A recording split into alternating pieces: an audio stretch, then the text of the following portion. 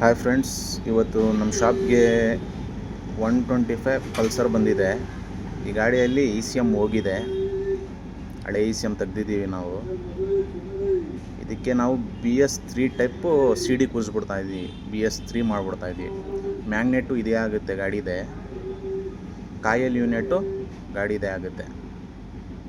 ಈ ಥರ ಅದಕ್ಕೆ ಪೈಂಟ್ಗಳು ಆಲ್ಟ್ರ್ ಮಾಡ್ಕೋಬೇಕು. ಮ್ಯಾಗ್ನೆಟ್ ಮೇಲ್ಗಡೆ ಟೈಮಿಂಗ್ ನೋಡ್ಬಿಟ್ಟು ಪೈಂಟು ಆಲ್ಟ್ರ್ ಮಾಡಬೇಕಾಗುತ್ತೆ.